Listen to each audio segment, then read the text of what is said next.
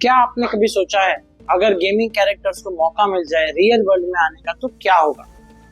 बस इसी सोच पे बेस्ड है ट्रॉन एरिस, जहां डिजिटल और रियल दुनिया की लाइन बिल्कुल ब्लर सी हो जाती है, kind of mix. Hey guys, welcome back to my YouTube channel the review studio. आगे बढ़ने से पहले भाई सब्सक्राइब कर दो यार, ये रॉ रिव्यूज मैं तुम लोग के लिए ही लाता हूँ, और लाइक कर दो अगर मेरा रिव्यू पसंद आता है तो। खैर चलिए शुरू करते हैं। ट्रॉन एरिस, ये ट्रॉन सीरीज का थर्ड इंस्टॉलमेंट। पहला पार्ट 1982 में आया था, दूसरा ट्रॉन लेगेसी 2010 में, और अब 15 साल बाद 2025 में आया है ट्रॉन एरिस। सबसे पहले एक बात क्लियर कर दूं, ट्रॉन एरिस देखने के लिए आपको पहले के पार्ट्स देखने की बिल्कुल जरूरत नहीं है। डिज्नी ने इंश्योर किया है कि मूवी स्टार्ट होने के पहले ही एक छोटा सा रिकैप मिल जाए जो कवर कर दे बेसिक प्लॉट्स को। फर्स्ट पार्ट में या सेकंड पार्ट में क्या हुआ था उसके बेसिक अंडरस्टैंडिंग दे देती। स्टोरी सिंपल है, दो कंपनीज एक दूसरे से compete कर रही है, डिलिंजर और एनकॉम। दोनों के अपने अपने ग्रिड्स है, यानी वर्चुअल वर्ल्ड्स। इसको एक अगर सिंप्लीफाई करूं तो एक रेड और एक ब्लू में डिफरेंशिएट कर दिया है। एक कंपनी डिलिंजर सिस्टम्स चाहती है एक स्पेशल कोड जिसे वो ग्रिड के कैरेक्टर्स को रियल वर्ल्ड में ला सके परमानेंटली। फिलहाल वो सिर्फ एक पर्टिकुलर टाइम पीरियड के लिए ही ला सकते हैं। ये कोड ओरिजिनली केविन फ्लिन ने बनाया था, जो ट्रॉन लेगेसी में और ट्रॉन के 1982 के वर्जन में मेन लीड थे। ट्रॉन लेगेसी में उनके बेटे ने रोल प्ले किया है, Sam Flynn. Tron Ares Tron Legacy के हिसाब से 25 साल बाद प्लेस करती है, तो जो पहले कैरेक्टर्स है उनका ज्यादा कुछ मूवी में दिखाया नहीं। अब उनकी करंट कंपनी एनकॉम की जो करंट सीईओ है उसे उस कोड को ढूंढना है, वो ढूंढने निकलती है। फिलहाल क्योंकि डिलिंजर सिर्फ लिमिटेड टाइम के लिए ही ग्रिड के कैरेक्टर्स को रियल वर्ल्ड में ला सकता है, तो वो भी उस कोड की तलाश में है।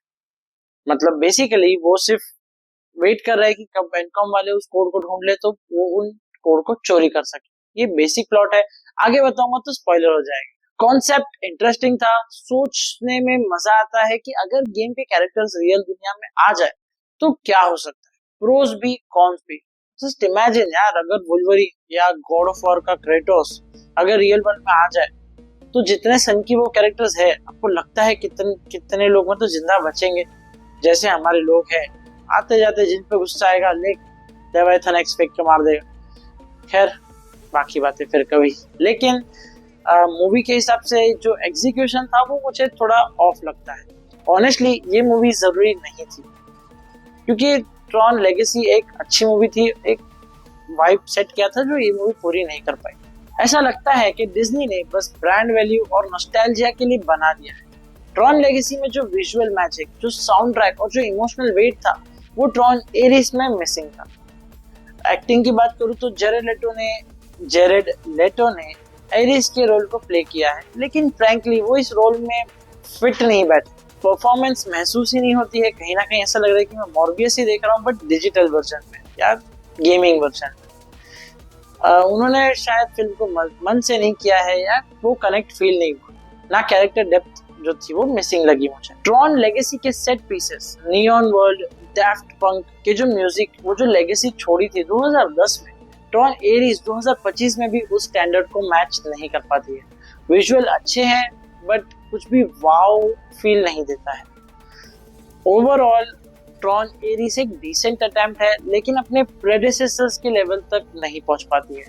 गुड कॉन्सेप्ट, वीक एग्जीक्यूशन, मजा नहीं आया। मतलब एक एक्सपेक्टेशन थी मेरी, मैंने ट्रेलर भी ठीक से नहीं देखा था, मैंने जैसे एक मोबाइल में जो बेसिक ऐड आते हैं रील तो वो देखा था। तो मेरी एक एक्सपेक्टेशन थी कि ट्रॉन लेगेसी जो 2010 में बनी उसके मुकाबले, बिकॉज 15 साल लिया है उन्होंने, तो मे भी कुछ अच्छा विजुअल होगा, कुछ बेटर स्टोरी लाइन होगी, बट इतनी खास वो मूवी फील नहीं। ठीक है, एक्शन के हिसाब से फिर भी अगर देखा जाए तो बेसिक जो कुछ एक्शन है, जो स्टोरी लाइन थोड़ी चलती है, वो एक डिसेंट अटेम्प्ट है और कुछ नहीं। और आगे के लिए भी मूवी कहीं ना कहीं सेटअप करती है कि अगर ये मूवी चल जाए तो शायद आगे कुछ अच्छा दिखाया जा सकता है, या आगे की स्टोरी कंटिन्यू की जा सकती है। मेरे हिसाब से मूवी को अगर रेटिंग देना हो तो मैं इसे 2 आउट ऑफ 5 दूंगा।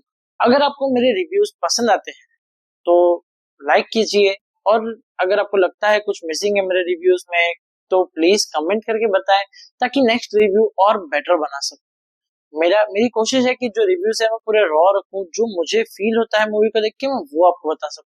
सिर्फ ऐसा नहीं कि कितना पैसा उस पर खर्चा हुआ है, मूवी ने क्या किया है क्या नहीं, वो सब मुझे नहीं रखना है। आप जब एक पर्सपेक्टिव से मूवी देखने जाते हो तो आपको मूवी देख के क्या फील होता है ये मैं आपके सामने रखता हूँ। That's it. तो मिलते हैं अगली वीडियो में, तब तक के लिए stay curious, stay cinematic, Tata.